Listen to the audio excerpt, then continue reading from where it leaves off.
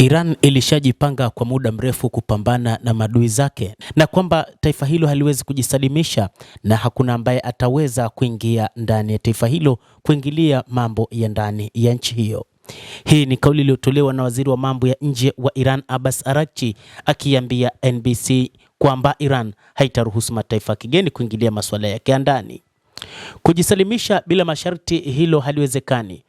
Waziri huyo amepinga moja kwa moja matamshi ya rais wa Marekani Donald Trump kuhusu kushawishi mabadiliko ya uongozi wa Iran. Matamshi ya Araghchi yanakuja huku kukiwa na mvutano mkubwa kufuatia mashambulizi ya Marekani na Israel dhidi ya Iran na baada ya kuja kiongozi mpya Ayatollah Mujtaba Khamenei. Matamshi yake yanasisitiza ukaidi wa Tehran na kuashiria hakuna njia ya haraka kuelekea usitishaji wa mapigano uliojadiliwa. Iran inapostahimili mashambulizi ya kijeshi yanayoendelea, muundo wake wa kisiasa bado upo.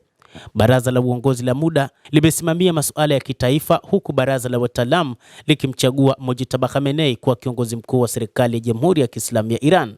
Waziri wa mambo ya nje Abbas Araghchi amesema, kwa sasa haturuhusu mtu yeyote kuingilia masuala yetu ya ndani. Suala la uongozi ni la watu wa Iran kuamua.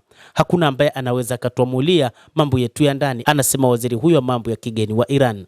Hatutasalimu amri kamwe. Tulipinga na baada ya siku 12 walikuwa wa Israel waliomba kusitishwa kwa mapigano bila masharti. Tukakataa kadri inavyohitajika. Vita hivi vililazimishwa na Marekani na Israel. Tunachofanya ni kujilinda halali.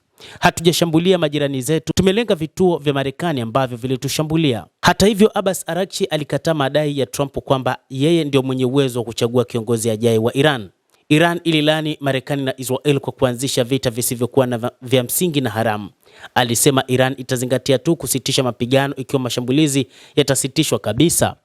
Mashambulio ya makombora yaliyoundwa kama hatua ya kulipiza kisasi dhidi ya walengwa wa Marekani, sio nchi jirani, imethibitishwa kuendelea kwa ushirikiano wa kimkakati wa kijeshi na Urusi. Araghchi alisema kuwa mkoa wa vita wa Iran unasalia kujihami, unaojikita katika kuhifadhi enzi kuu na heshima na sio upanuzi wa eneo.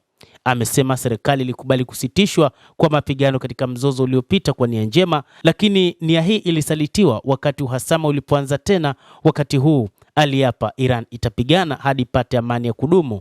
Pia alisifu nguvu za kidiplomasia za Rais Masoud Pezeshkian katika kuomba radhi kwa mataifa jirani kwa madhara ya dhamana, huku akisisitiza kuwa ni rais wa Marekani anayedaiwa kuomba radhi eneo hilo kwa uharibifu na kupoteza maisha ya watu. Mtazamaji wa The World News, endelea kutufuatilia, lakini usisahau kulike, usisahau kucomment, kadhalika kusubscribe channel yetu hii upate habari hizi kwa mapana kupitia The World News. Naitwa Adam Hussein, endelea kuwa nasi wakati wote, endelea kutufuatilia.